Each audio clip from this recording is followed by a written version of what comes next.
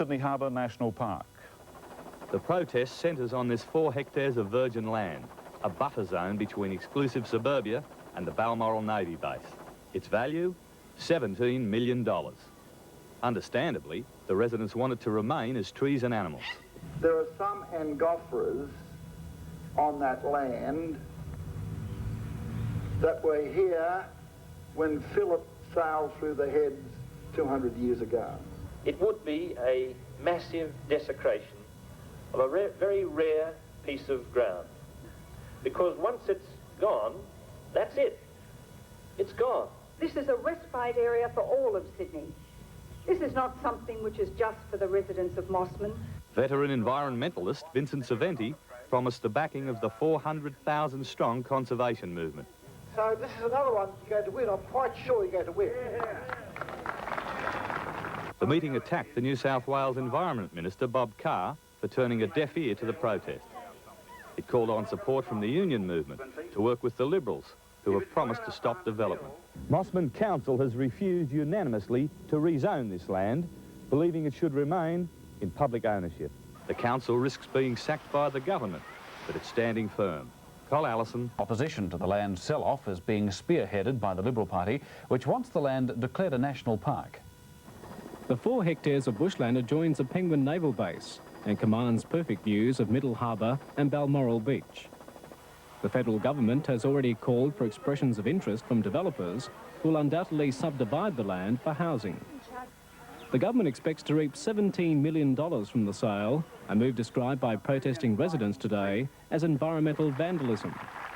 Labor stalwart Tom Uren criticised his own colleagues for not preserving the land. And to think in 1988, some bureaucrats and some ministers with a cash register for a heart wants to sell a part of our heritage.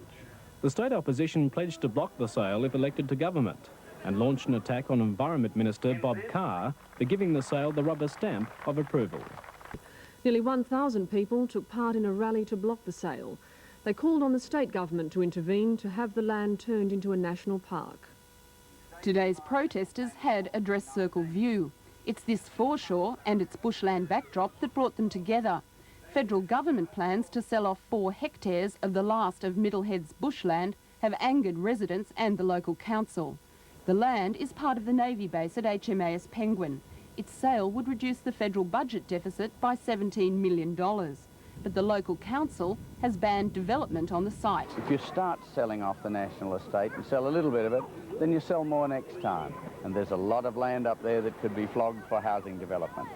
Today, residents, the council, Liberal politicians and even a former Labor spokesman for the environment were unanimous. They want the land turned over to a harbour national park. State Environment Minister Bob Carr didn't answer an invitation to the protest. Today, he wouldn't comment on the sell-off, saying the matter was beyond his control. But the state's Liberals disagree.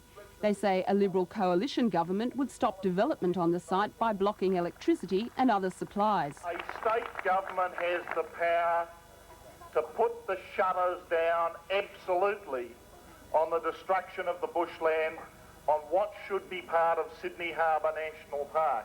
But so far, the sell-off's been delayed. Late this afternoon, a spokesman for Defence Minister Mr Beazley said there were no immediate plans to sell the land. Instead, federal ministers will hold talks with the New South Wales government.